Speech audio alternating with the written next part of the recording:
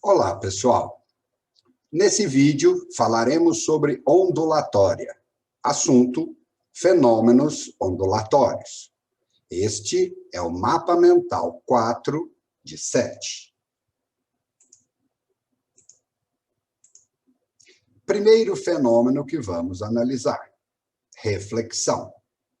Reflexão é o fenômeno em que a onda incide sobre uma superfície e retorna ao meio de origem. Vamos mostrar inicialmente de forma unidimensional, numa corda, por exemplo. Nesta primeira figura, a corda está presa a uma extremidade fixa. Quando a onda incide sobre esta superfície, retorna invertendo a fase. A extremidade reage à energia da onda. Já na segunda figura, a extremidade é livre, pode se mover, portanto, não reage. Isto significa dizer que a onda reflete em concordância de fase. Portanto, para saber se uma onda vai sofrer reflexão em concordância ou oposição de fase, você tem que analisar que tipo de extremidade existe. Podemos analisar também bidimensionalmente a reflexão. As linhas vermelhas são cristas de ondas. A linha azul é o raio de onda. Quando uma onda incide numa superfície e reflete, ela mantém simetria. Isto significa dizer que o ângulo de incidência é igual ao ângulo de reflexão. O comprimento de onda e a velocidade também não se alteram, pois não houve mudança de meio material. Da mesma forma, a frequência permanece constante. A única coisa que pode se alterar é a fase da onda. Se essa extremidade for fixa, inverte. Se a extremidade for livre, mantém a fase. Segundo fenômeno: refração. Refração é a passagem de uma onda de um meio material para outro. Analisando unidimensionalmente, numa corda, por exemplo, observe que a refração, passagem da corda mais grossa para a corda mais fina, ou passagem da corda mais fina para a corda mais grossa, ocorreu sempre em concordância de fase. A refração é sempre em concordância de fase. Porém, sempre que ocorre refração, também ocorre reflexão. A reflexão pode ser em concordância se a extremidade for livre, ou oposição de fase se a extremidade for fixa. A energia original da onda se divide em duas partes, em duas quantidades de energia. Uma refratada, sempre em concordância. Outra refletida, que pode ser concordância ou oposição. Bidimensionalmente, podemos fazer a mesma análise. Cada uma das linhas vermelhas corresponde a uma crista. A linha azul é o raio de onda, a direção em que ela se move. Na refração, a passagem de um meio material para outro obriga a mudança de comprimento de onda, de velocidade e de ângulo, de acordo com a lei de Snell. Seno de I sobre seno de R, I e R são os ângulos de incidência e refração. É igual a N2 sobre N1. N é o índice de refração. Igual a V1 sobre V2. V é a velocidade. E é igual a lambda1 sobre lambda2. Lambda é o comprimento de onda. Observe nesta equação que ângulo, velocidade e comprimento de onda são diretamente proporcionais. Isto significa dizer que o aumento de um produz o aumento do outro. O índice de refração é inversamente proporcional a todas as outras grandezas. Isto significa dizer que, se o índice aumentar, todas as outras grandezas diminuem. Último detalhe importante a respeito de refração é que a frequência e a fase permanecem constantes. Terceiro fenômeno, difração. Difração é a capacidade das ondas de contornarem obstáculos. Neste exemplo, cada linha vermelha corresponde a uma crista. As linhas verdes são os raios de onda. E nós temos aqui um obstáculo com um furo.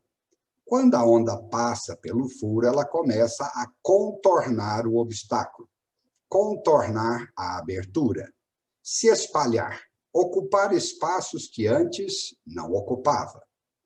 Difração ocorre com qualquer tipo de onda. Porém, existem condições.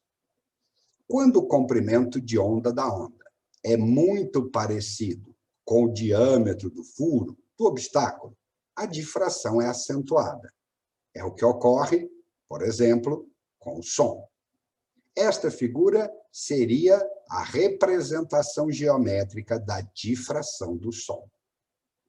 Quando o comprimento de onda é muito diferente do diâmetro do obstáculo, muito maior ou muito menor, a difração é mínima.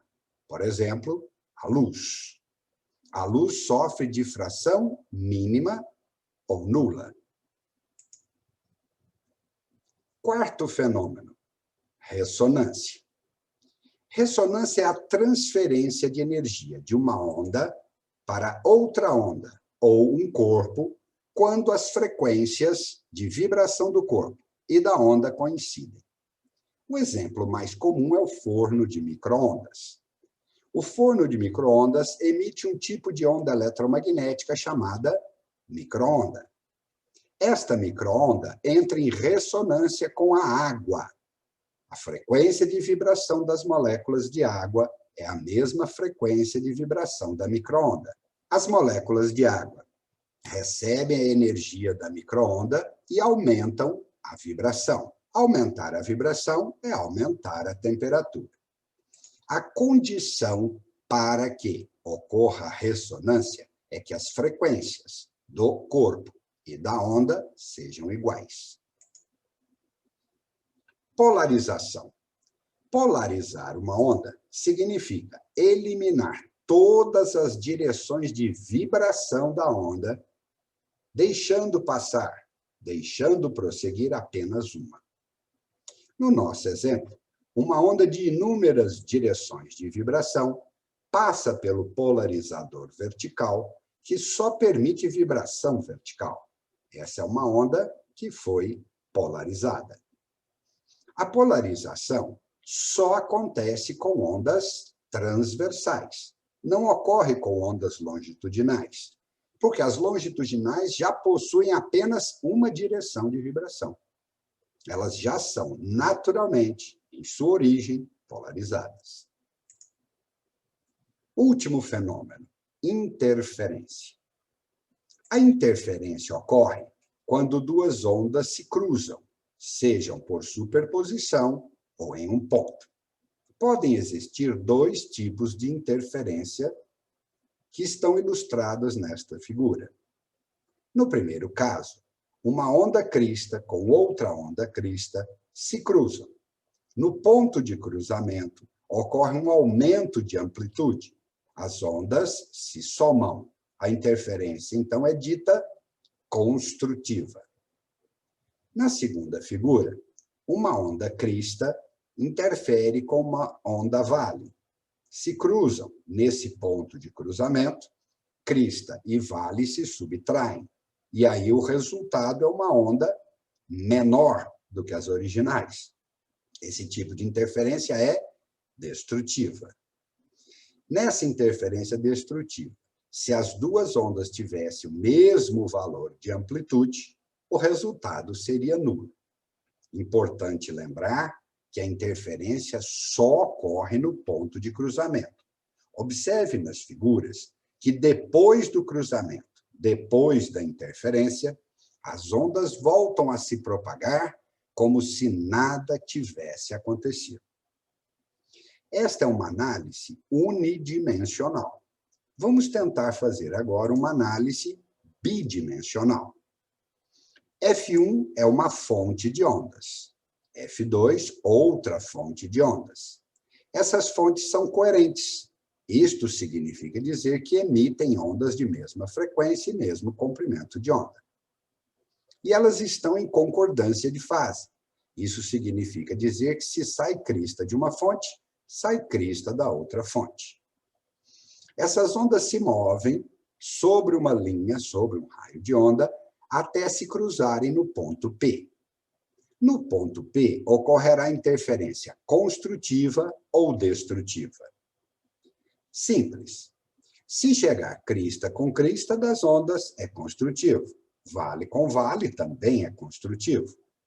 Crista com vale, destrutivo. Como saber se no ponto P chega crista de uma onda e vale da outra onda? É só olharmos as distâncias. X1 é a distância da fonte F1 ao ponto P. X2 é a distância da fonte F2 até o ponto P. O primeiro cálculo que fazemos é o cálculo do ΔX. ΔX é a diferença das distâncias. Após o cálculo do ΔX, dividimos por lambda. Lambda é o comprimento de onda de qualquer uma das duas ondas. Se ΔX sobre lambda for um número inteiro, a interferência no ponto P é construtiva. Se ΔX sobre lambda for um número metade, meio, 1,5, 2,5, 3,5, se for uma metade, então a interferência é destrutiva. E se ΔX sobre lambda for outro número qualquer, que não seja inteiro ou metade, a interferência é parcial. O n, neste caso, é qualquer número inteiro positivo, incluindo zero, um número natural. A interferência bidimensional também pode acontecer por superposição. Primeiro exemplo, primeira situação de superposição. Onda de batimento. Ocorre quando duas ondas de frequências próximas, de frequências parecidas, se superpõem. Imagine a onda verde sobre a onda azul. Em alguns pontos, a interferência é construtiva. Em outros pontos, a interferência é destrutiva. Alternadamente, então, teríamos construção, destruição na onda de batimento. A onda resultante de batimento tem a frequência como sendo a média das frequências das duas ondas originais. Então, se for necessário calcular a frequência da onda resultante, basta fazer a média das frequências originais. Porém, pode ser perguntado também qual a frequência dos batimentos. O que é isso? A frequência dos batimentos corresponde ao número de vezes que constrói ou destrói por segundo. O número de interferências construtivas ou destrutivas por segundo. Nesse caso, a frequência dos batimentos é apenas a diferença entre as frequências das ondas originais. O módulo é utilizado apenas para evitar que ocorra algum sinal negativo. Por fim, onda estacionária. Onda estacionária é a superposição de duas ondas idênticas que se movem em sentidos opostos. Quando isso acontece, já que as ondas são idênticas, para cada instante nós podemos ter interferência totalmente construtiva, ou totalmente destrutiva, ou totalmente construtiva, ou totalmente destrutiva, e assim por diante, alternadamente. Se nós pegarmos todas estas figuras vermelhas e sobrepusermos, colocarmos uma sobre a outra, o resultado será uma onda desse tipo. Essa é uma onda estacionária.